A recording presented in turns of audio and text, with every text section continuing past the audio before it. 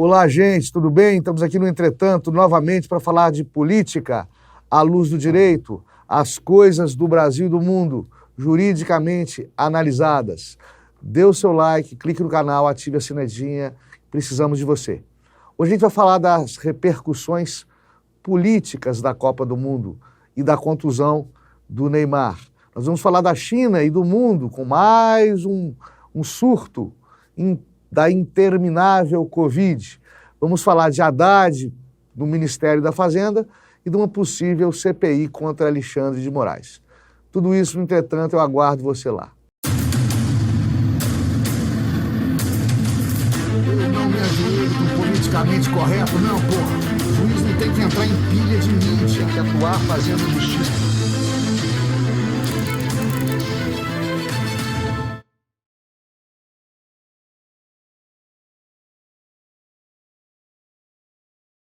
A China insiste com mais medidas de distanciamento social por conta de uma nova onda da Covid-19.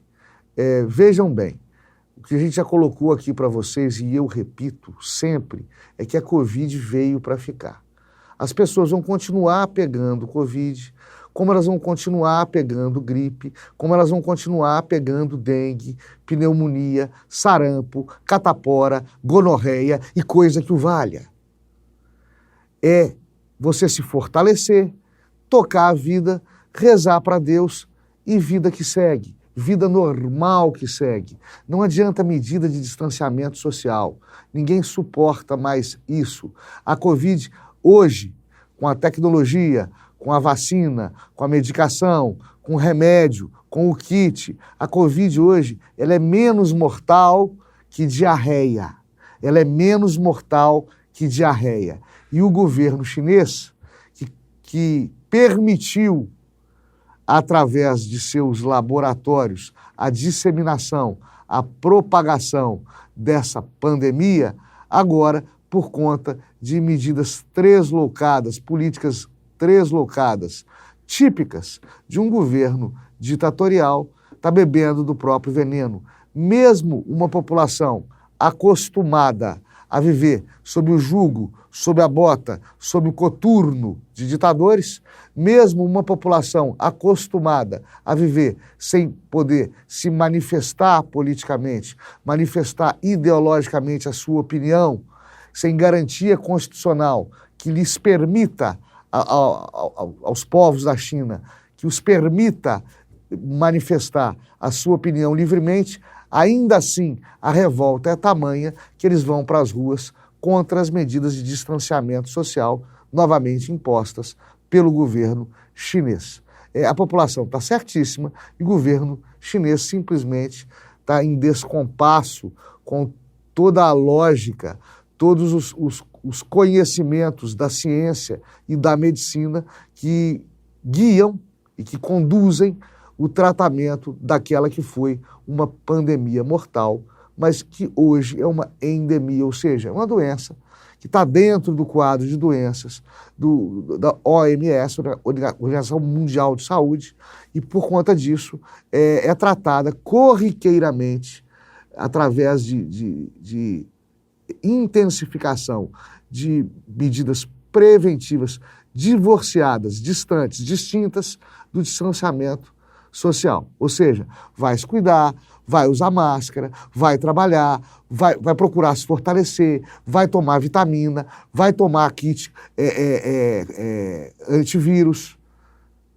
que foi alvo de recomendação do próprio governo chinês recentemente, e vai se vacinar, principalmente se vacinar. A vacina diminuiu exponencialmente a mortandade.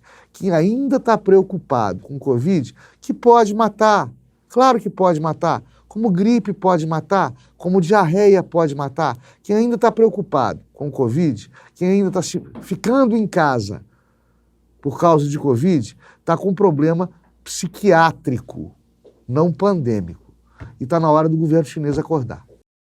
Fernando Haddad para o Ministério da Fazenda. É claro que numa transição democrática já se especulam nomes para o governo que entra de Luiz Inácio Lula da Silva.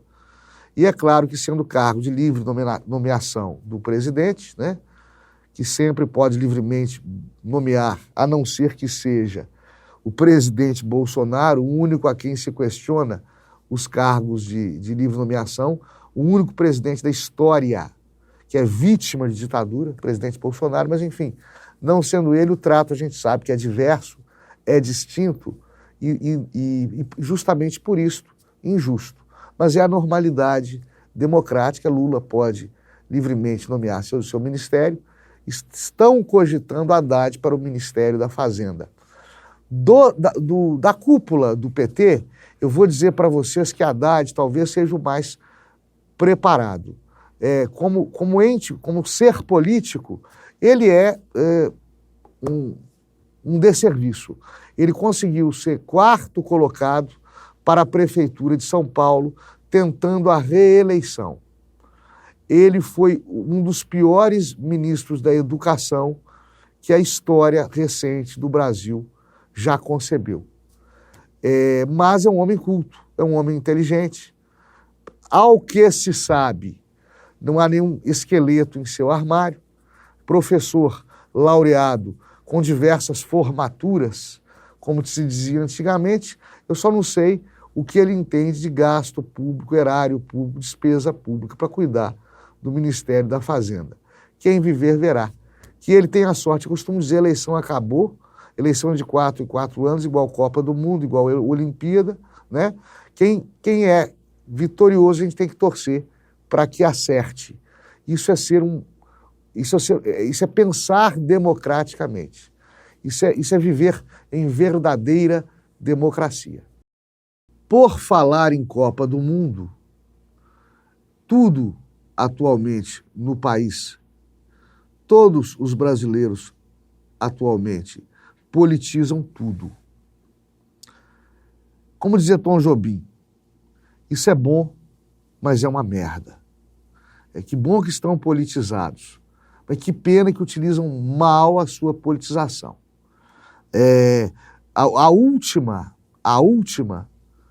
foi alguns próceres da esquerda, alguns fomentadores de opinião de esquerda, gostarem, apuparem, aplaudirem a contusão do Neymar, nosso maior craque, que está fora de 2 jogos da Copa.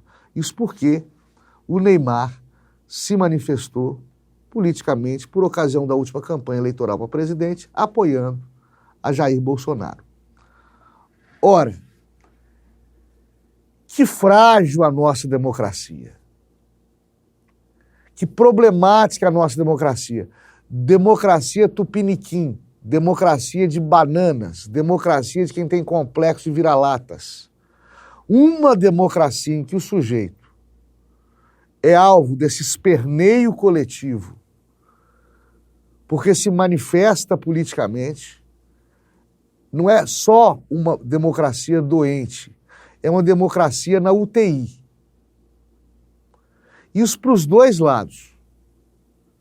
Não se pode jogar pedra em Chico Buarque ou agredir a Gilberto Gil, porque são homens públicos, artistas, que se manifestam também publicamente favoráveis às esquerdas. E tampouco se pode criticar Neymar porque o faz à direita. Democracia é respeitar ao outro. Não é nem tolerar. Eu não gosto do termo tolerância, já falei isso aqui, com base em Norberto Bobbio. Se tolera aquilo que é menor que a gente, aquilo que é chato, aquilo que é indigesto, se tolera. Eu tolero comer marmelada não gostando de marmelada, por exemplo. Não é tolerar, é respeitar. Respeitar o outro. Se não se respeita o outro, não se pensa, não se vive, não se pratica a democracia. É demonstração de complexo de vira-latas. Essa guerrilha ideológica atual e que não respeita o esporte, que surge para unir aos povos, principalmente em Copa do Mundo, e não respeita principalmente a pessoa do atleta Neymar, que tem a Fundação Neymar, que tem trabalhos muito intensos ligados ao assistencialismo social, beneficia inúmeros jovens carentes, financeiramente carentes, de populações de baixa renda, né, inserindo-os no esporte, e que só porque manifestou publicamente seu apreço ao presidente Bolsonaro, vem sendo alvo aí de críticas de mal olhado, de aplausos diante de sua desgraça de se contundir. Quando ele se contunde, prejudica a seleção brasileira, prejudica o esporte nacional e prejudica a população, que vê no esporte uma grande catarse coletiva desde a época do pão e do circo, lá do Júlio César, na antiga Roma. Esse pessoal que vai até velório tem que parar com isso. Você tem que passar a ter um respeito muito grande pelas pessoas. A sua educação doméstica, educação de pai e mãe, tem que valer para isso, para respeitar, principalmente respeitar aqueles que não pensam como você. Os dizeres são da Rosa Luxemburgo, uma comunista histórica, emérita, traída por Stalin. Rosa Luxemburgo dizia: liberdade de opinião é principalmente, é quase exclusivamente a liberdade de quem pensa diferente de você, né? A esquerda agora bebe do próprio veneno. A esquerda, que sempre rotulou quem pensa à direita, né, de fascista, retrógrado, não gostar de pobre, filhote da ditadura. Eu lembro do Leonel Brizola, na campanha presidencial de 89, chamando o Collor de filhote da ditadura. Todos esses estereótipos, todos esses maniqueísmos, esses rótulos, né, que a esquerda impunha aos candidatos, aos eleitores, às pessoas que manifestavam sua opinião à direita, todos esses estereótipos estão se voltando contra a esquerda agora. A direita está rotulando a esquerda de vagabundo, que não trabalha, comunista, socialista, terrorista, etc, etc, etc. Caricatura de um lado, caricatura do outro. Só que, historicamente, quem começou com essa perseguição ideológica, essa estereotipização, ou palavra difícil, foi a esquerda. Agora bebe do próprio veneno. E de vez em quando dá os seus faniquitos, dá os seus chiliques, dá os seus esperneios. É lamentável que o faça em plena Copa do Mundo, pós-campanha eleitoral acirrada, pós-polarização. Era hora de pacificar essa história. Pacificação social. É isso que a gente precisa agora, né? Apesar das manifestações cívicas legítimas, eu tenho presenciado, a nível jornalístico, algumas hostilidades. Está na hora, gente, de brasileiro parar de se voltar contra brasileiro. A gente é um só povo, uma só nação. Agora não está na hora de bandeira verde e amarela.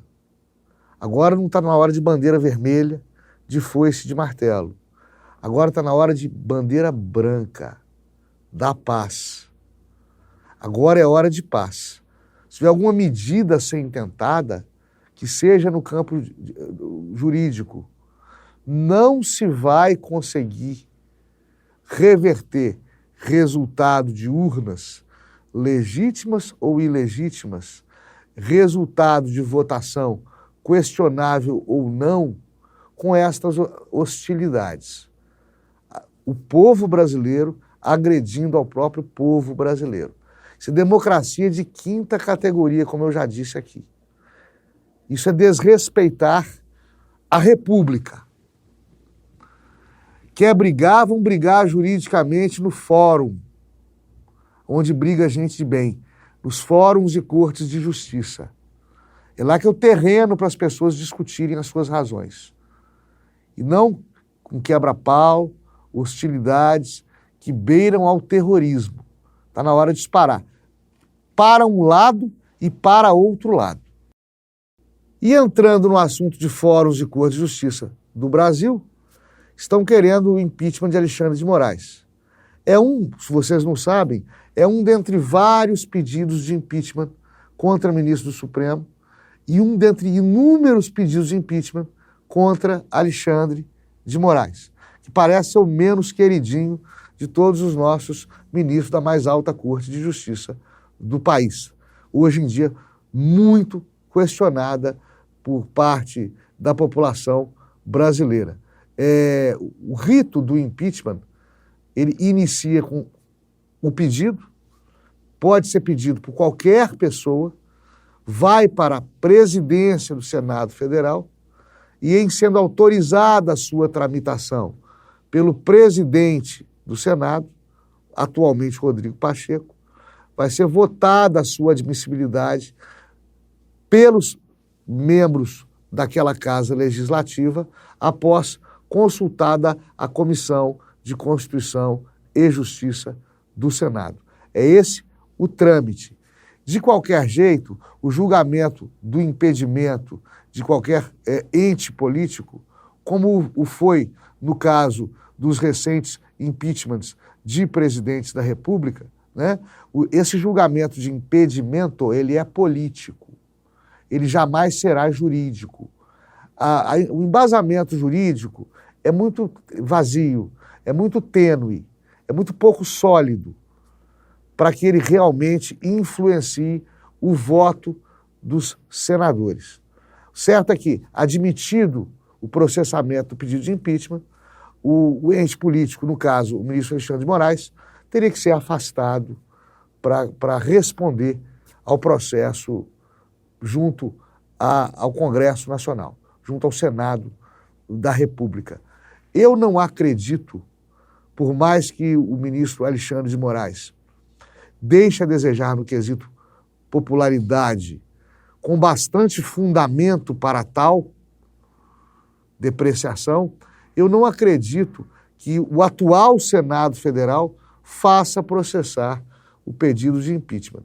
Mas o barulho desta feita, deflagrado com esta nova propositura, com esse novo pedido, já é suficiente para pôr as barbas de molho, caso o Alexandre de Moraes as tivesse, evidentemente, no sentido figurado que eu estou falando, para que se tenha cautela. Como disse um general do Exército, questionando outro ministro, o ministro Barroso, quando este, em Nova York, falou para um eleitor perder o Mané nas ruas de Nova York, ele interpelado por motivos eleitorais naquela ocasião, como disse um general, referindo-se ao ministro Barroso, é preciso tomar muito cuidado com a revolta popular, com a revolta do povo, com a revolta das ruas, né? Todo poder emana do povo e tem que servir ao povo. Quando não se tem mais ao povo, se perde em legitimidade. Esse tem sido o grande problema dessa transição presidencial. Lula não possui legitimidade. Lula vai sofrer por 4 anos. Aliás, eu não acredito que ele cumpra os 4 anos no poder, até pela sua saúde debilitada.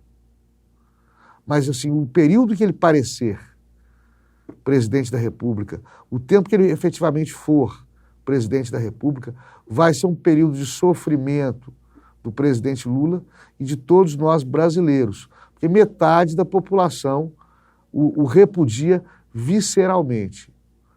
E por conta da postura dos nossos magistrados da mais alta Corte de Justiça do país, na sua atual composição, no que se refere à política partidária, à ideologia política, como eu já cansei de dizer aqui, eles também decrescem em apoio popular, os ministros também perdem popularidade, ganham uma notória ojeriza, um notório repúdio por parte de parcela considerável da população brasileira e, com isso, também perdem legitimidade, o que é lamentável e perigoso.